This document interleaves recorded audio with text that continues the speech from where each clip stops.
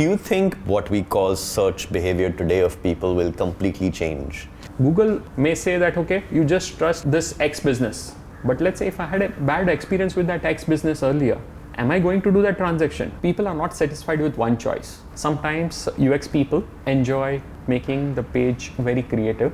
Yes, that's her job. Website is created, but you need users on that website. I see a lot of not true experts. They definitely have an influence. So now whether they are truly an authority, I guess the jury's out there. Even today, some people spend crores on that, and I'm surprised that, hey, in this day and age, they do it.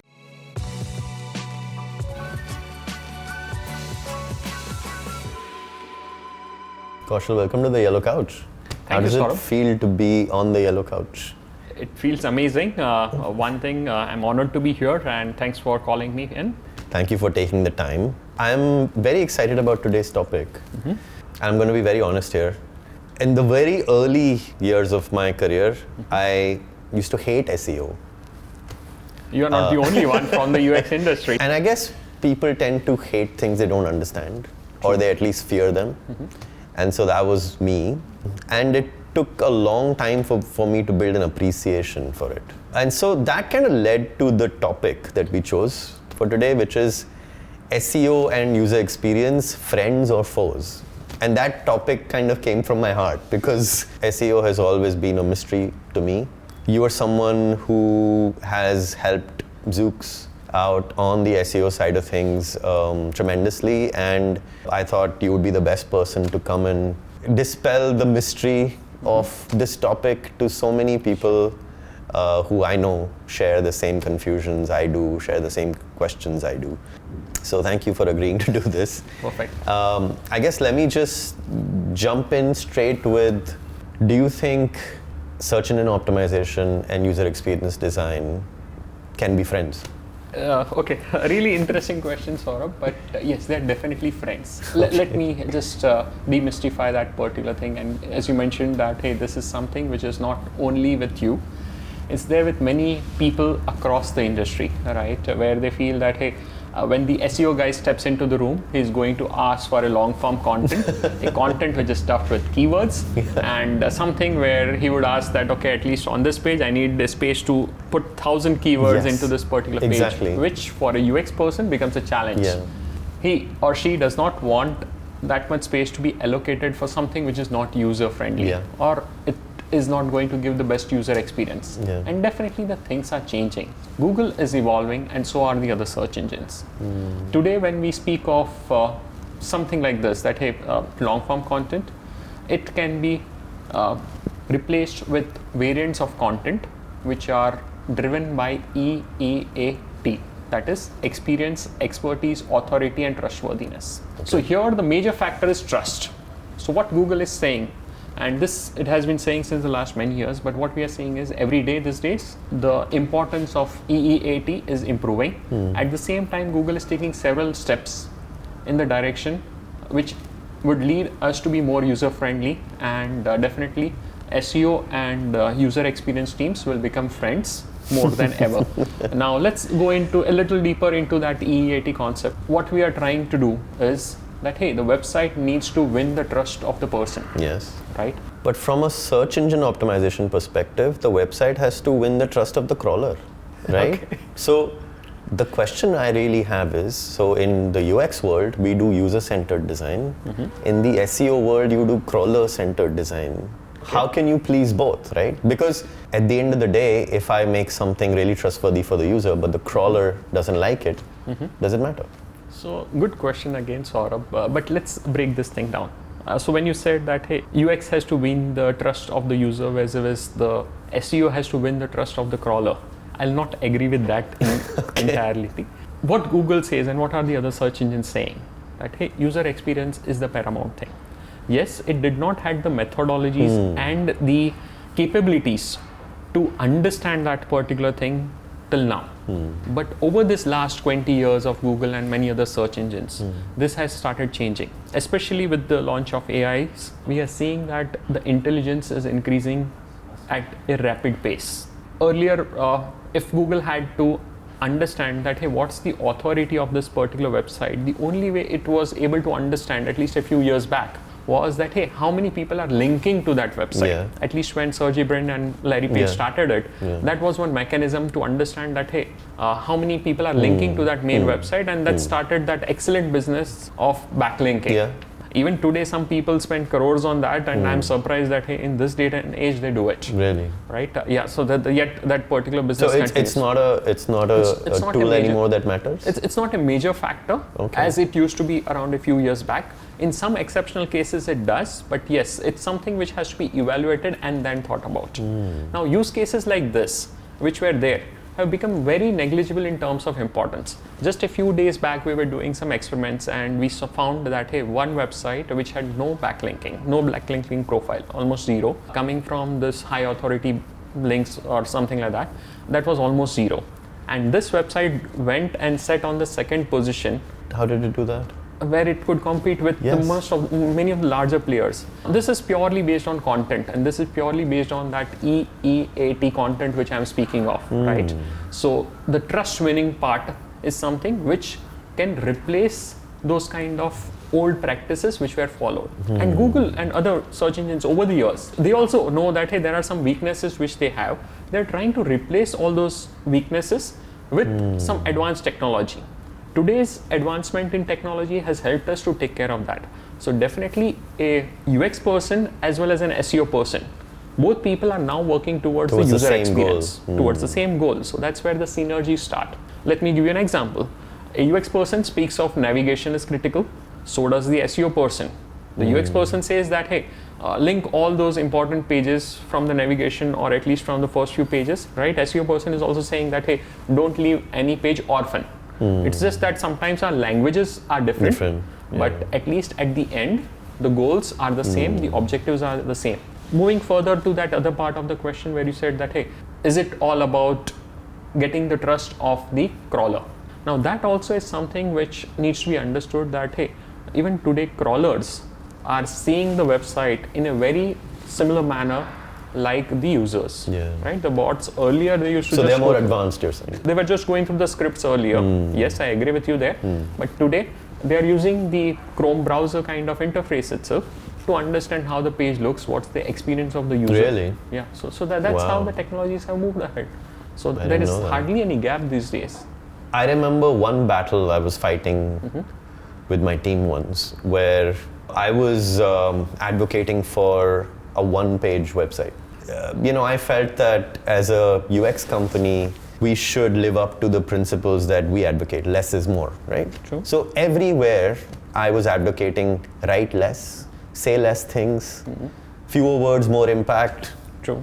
Let's not make people bounce around lots of different pages, one long page where we can control the story in a linear manner. As I was doing that, of course, I ran into SEO, and I was advised that one-page websites, crawlers don't like that because it assumes that there is no structure for me to crawl, and that means that your score is low, you're not trustworthy enough. Yeah. So that's where the authority comes in again. Correct. So has that changed? I mean, because does the less is more principle align to the typical more is more philosophy of SEO? It's reducing, I can say that. That, hey, what was, let's say, being written as 1,000 words content, today that result can be achieved even with a 250 word kind of content. But has it been eliminated?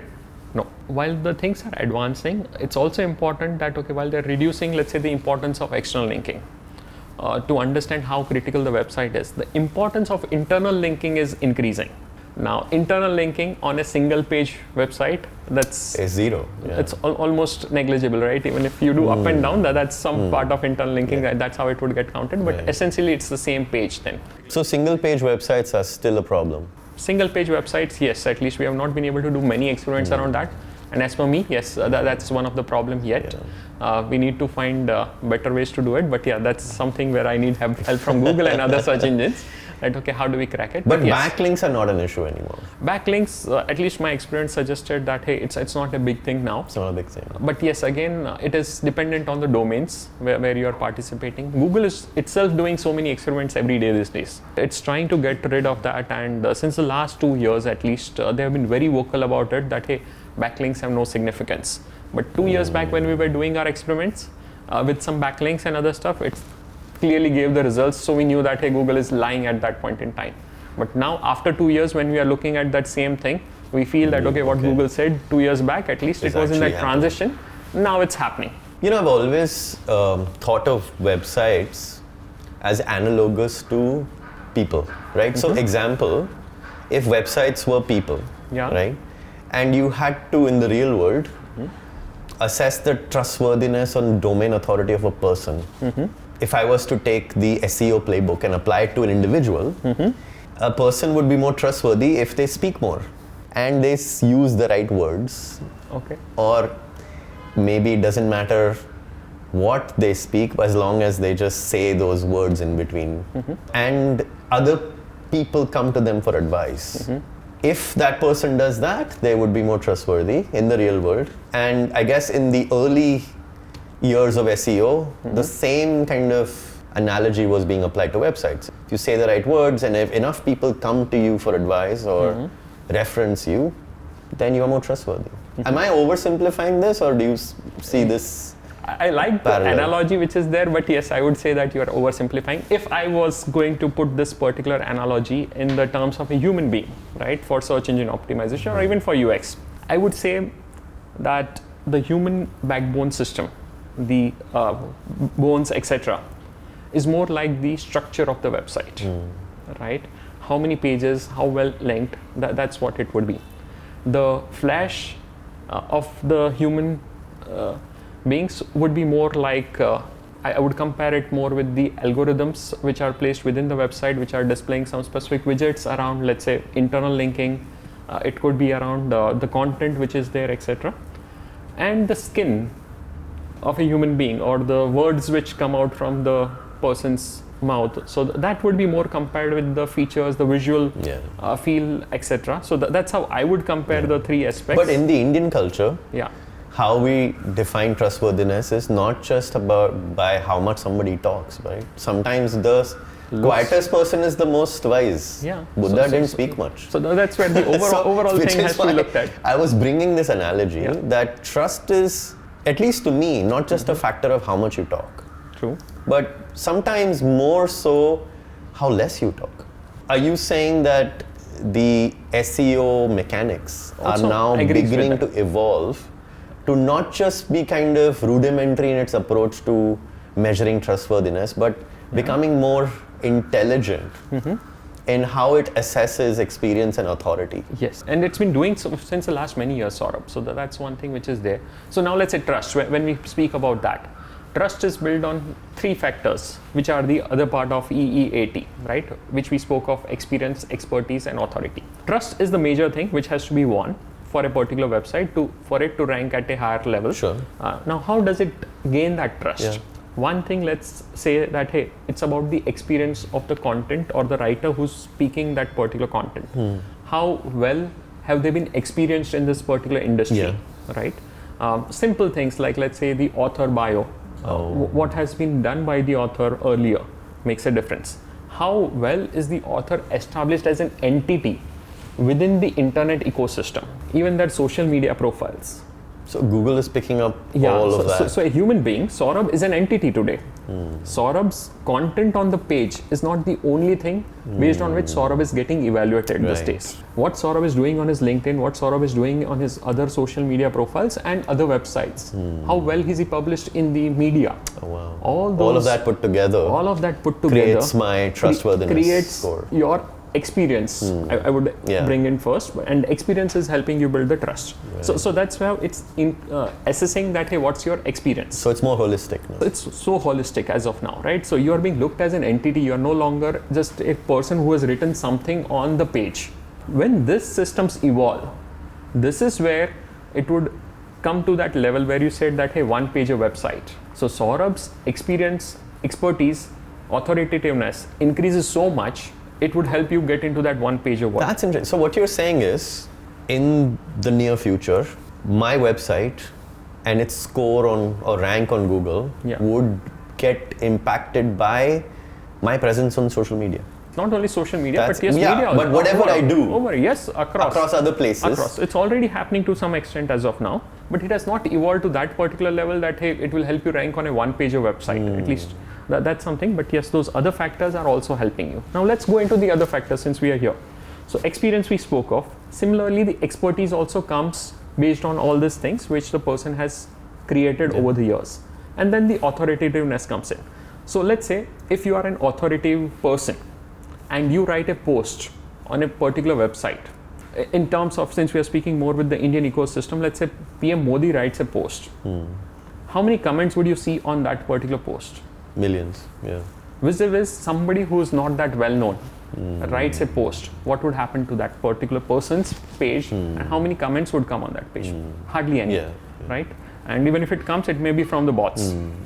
Now, this is something where you are able to differentiate an authority. Very quantitatively. That particular aspect of quantitativeness is also becoming more and more subjective authority these days. Or influence, right? Because I see a lot of not true experts who also get a lot of comments. I mean, there are all sorts of people. Yeah, so that's where that subjectivity is there. Okay, what are the kind of comments? They definitely have an influence amongst large groups of people. Now, whether they are truly an authority on something is I guess the jury's out there. But I get what you're saying. But it's not only about quantitative, because say somebody is getting positive comments, somebody is getting negative comments. Does Google also assess that? Yeah, bots are easy. Even small tools are able to do it. So Google's capabilities are far higher than those smaller tools these days. The positive, negative sentiment. So many ORM tools also have those kind of functionalities. So definitely Google has been able to understand those kind of details, and it's able to understand whether the person is an authority in this particular domain, yes or no. Now all these things, when it is developing that particular entity, which is that particular person, if that person is contributing to some website, to some particular blog, definitely that person's authority will help him or her to rank better. Instead of just number of words, how many keywords are stuffed into that particular content, or how many people are backlinking to that content, all those things is slowly and steadily diminishing. And how do you differentiate authority and expertise? Are they different things? Yeah, from they're SEO different. perspective? Yes, they're different. Let's take an example that, hey, somebody has common cold and he has a history of common cold over the last few months. Is this person experienced with common cold? Yes. But has an expertise to cure common cold? No. He does not has the expertise, right? So at least first you understood the difference between experience and expertise. Experience and expertise, it's crystal clear now. Expertise, you will term that as a doctor who's able to treat common cold. Yes. Now, there would be doctors who are claiming that, hey, they can treat common cold. But let's say if we take this a notch higher and we move into some operations which is related to the heart. If somebody says that, hey, I am an expert at this particular thing, would you believe him? No. You would look how authoritative is this particular person. So these things go hand in hand. Yes, there is a minor difference, but yes, there is a difference. The person would be expert, he would have done a few operations, but let's say when you're trusting your close relative with that particular operation, you're not going to hand over to the doctor. So you may be an expert, but to become an authority, the world has to know you. Yes. Okay. And then all of this then leads to trust. So they're almost like one leading to the other. Yeah. So the EEAT are kind of sequential? No, I would say EEA powers the T. Yes, exactly. So you can't start with T and then get to the that EEA. reverse, at least I don't have an example to state that somebody started with the trust and everything else is taken care of. Right. So people start from the experience, expertise and authority, and then they move into that particular kind of individual or a website which can be trusted. Wow. So for the longest time, and I've been in design for 20 years, I used to think that if you have a fantastic user experience design, you may still have very poor SEO. Yes. Right? But you are saying that convergence is ensuring that good UX equals to good SEO in the future.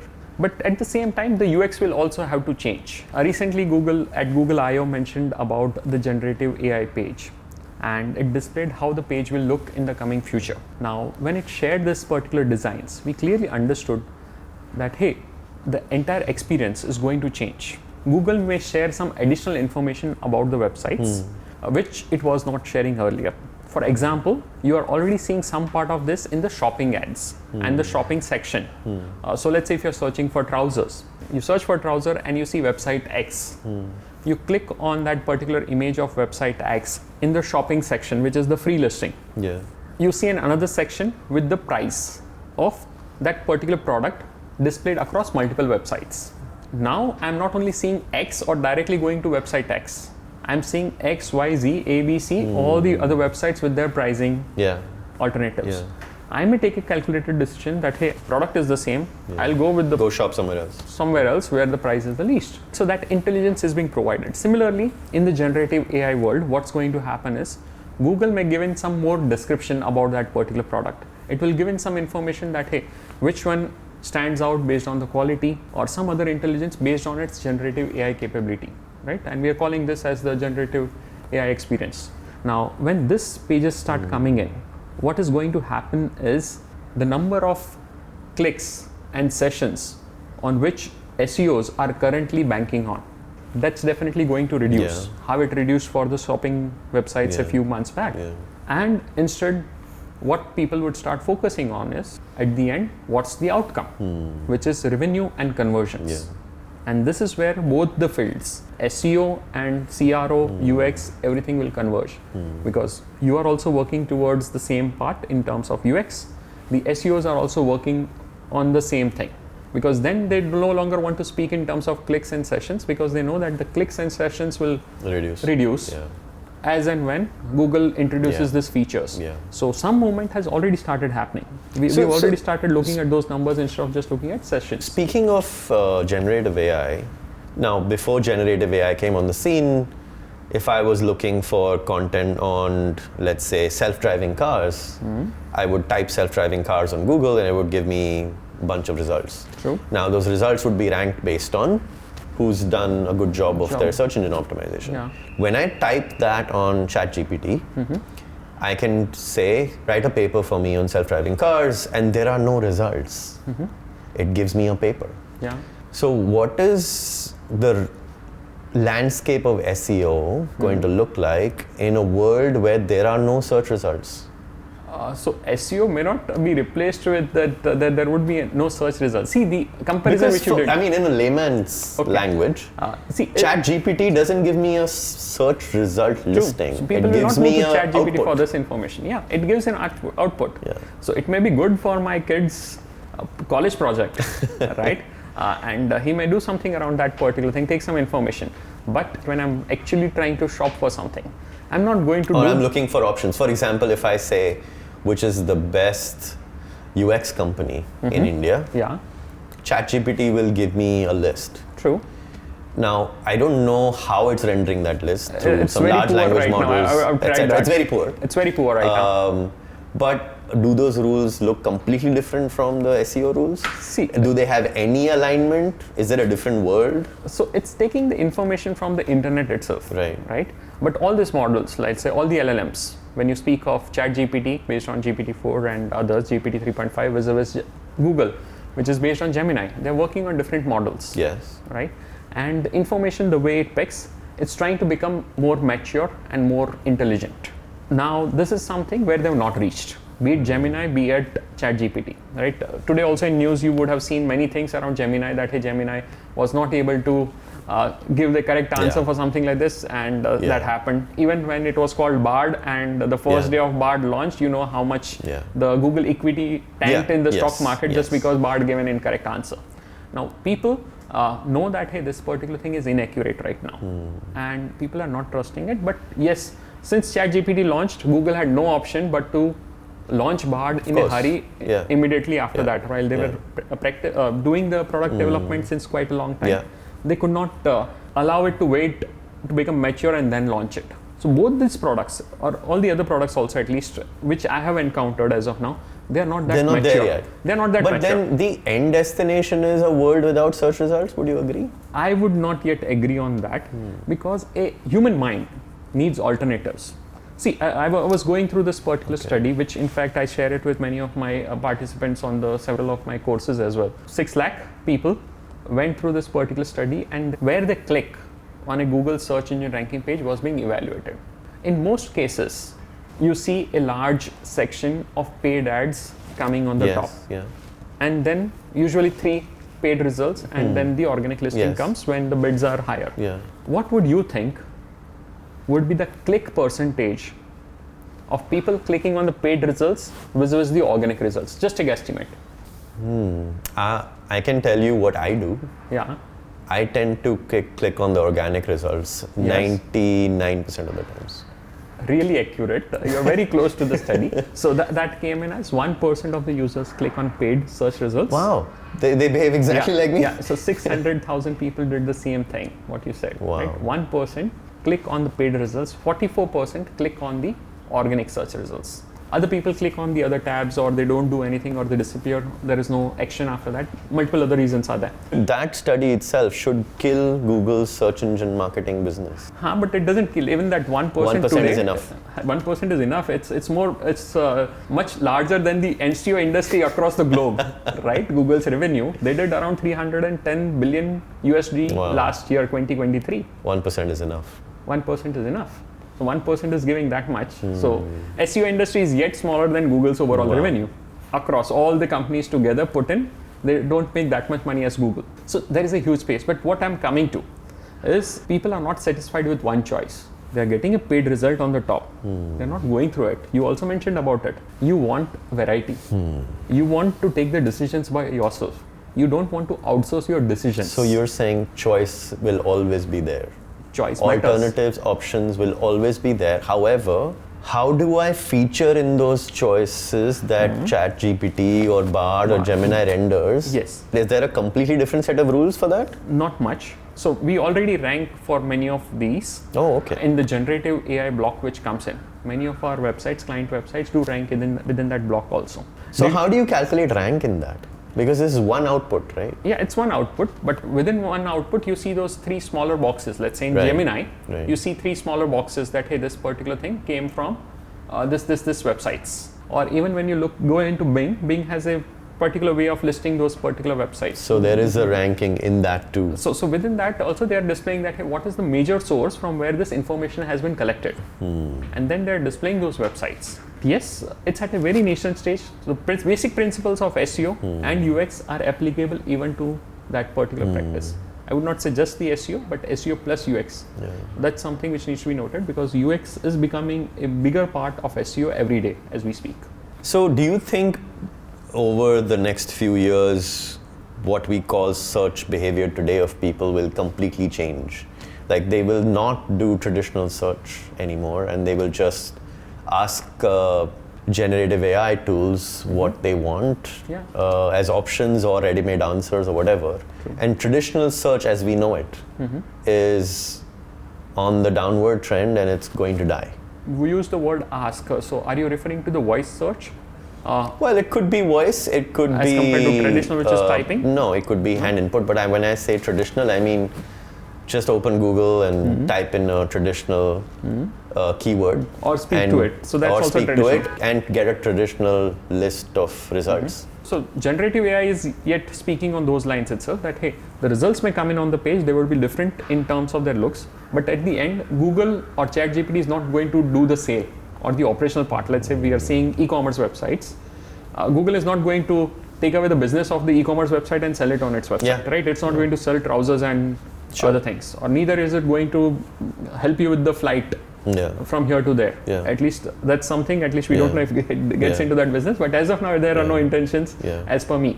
So now at this particular junction, we need somebody to fulfill that particular request also. Now, whom will the user trust at that point in time? Google may say that, okay, you just trust, let's say, this X business. But let's say if I had a bad experience with that X business earlier, am I going to do that transaction? Will I swipe my card with that particular thing? No. I'll stop using Google if Google does something like that. I have many other alternatives available. So I don't think Google or any other search engine will make a mistake of just suggesting one option to a user. Because you're saying trust is still something that has to be earned. It's still complicated. It's still subjective. True. And so the mechanism of building trust will still be an art and a science. Yes, definitely. And something which you trust, I may not trust. Because I had a because there's subjectivity. Different experience. So that whole process of building trust that is called SEO today will still exist in Definitely. the generative AI world. Yes. It might manifest differently. Yes, that's happening. But that journey, businesses will still have to be on. Definitely. There's no other way out of it. Wow. When generative AI came on the scene, as somebody who runs a SEO company, how did you feel? It was a blessing on the first few days, because the capabilities which generative AI brought in onto the table was really amazing. Specifically for countries like India, what happens, Saurabh, is English is a secondary language for many of our team members, right? And for many of us, our writing skills. Oh, so it really helped with the copy. Yeah. Right? It makes the work so easy. That was the feeling in the first few days that, hey, this is a boon. Yeah. But with this particular thing came the other days, at least in the first year since the time of its launch, clients got scared. They felt that ChatGPT going to take over Google. Yeah. There were those kind of discussions. So then do we need to bother with ranking on Google, right, and other stuff. So they were kind of, a little dilemma was there. That, okay, do we need to invest more budgets in this part thing or not? But yes, over the months, people understood that, hey, things are not changing in that particular fast, manner. things are not changing that fast. So tomorrow it's not that ChatGPT is going to give you the correct answer and you do the transaction there. Right? So that's not happening. They experienced that particular thing. They looked at that particular thing and it went off, right? In fact, if you look at the Google search trends for the keyword ChatGPT, it goes up like this and then it comes down. That itself is a mirror to what you're saying, right? Very interesting. So that's where all the organizations had that kind of dilemma that, hey, is this the right thing or not? And yes, that's a good decision, which instead of just blindly spending, I appreciate that many of them went into that decision-making mode. So that was. So they were waiting and watching and observing, how and the then. Things went. But yes, now it's since the last few months we are clearly seeing that, hey, that particular thing has gone off. Okay. People clearly understand that, hey, it's not an alternative. It's just something which is going to facilitate. That it's a complementary. It's something tool. which can be complementary to that particular thing. So the last question I have for you, Kaushal, Sure, as an SEO expert, what's the one advice you would give to a UX designer so that they make websites that actually have the ability to show up on a generative AI result or on a Google ranking more successfully? While Google is taking care of many of the other things, I'll not repeat those, but yes, if I have to say one thing, is sometimes UX people enjoy making the page very creative. Yes, that's her job. Very creative, and in this particular mode of making it more creative, more appealing, they make the website a little heavier. Now, this is one of the pain point of the SEO industry. They want something to load really fast. So there is a ranking for that as well, that Google gives you a score based on performance as well. Performance, yeah. So one thing over there which could be done is use newer image formats like WebP, and what the other thing could be done is there are several tools which can help you understand that, hey, is this particular page qualifying for a good SEO ranking? So there are tools around that particular thing which could be used. Instead of the SEO person saying that hey, this page will not work, it's too heavy. It's better if the UX team and the development team just themselves validate that yourself. Validate it by themselves, right? So Page Speed Insights is the tool which they can easily use. It's something which is available from Google itself. Many times people are inspired by some pages, right? Or they feel that, hey, I need something like this. So they could at least check that, hey, how is this page doing? How is it doing from a performance perspective? So in that case, what will happen is the friction which happens between the SEO teams and the UX team reduces. See, both the things are important. I'm not saying that, hey, one thing is more important than the other. Both are critical. Two sides of the same coin. So they'll have to work together. There's no alternative. And if they have to go through this particular journey, it's better if they understand each other and work together. And I guess the last thing I want you to comment on is I often see UX design people thinking of SEO at the very end. The design is done. Now it's like, let's sprinkle some SEO magic on this, right? And I'm sure I know what you're going to say. Like, you can't do that, right? You have to think about that as an aspect, just like you think about navigation, just like you think about interaction. Think about optimization too from the very beginning. Weave it into your experience rather than add it from the top. Later, like salt, right? You can't do that. No, that's definitely a no. I would bring an analogy of, let's say, An interior designer walking into the home after the contractor says that, okay, I've completed the work. Oh, okay. A lot of interior designers actually do that. Walking in after the contractor, no.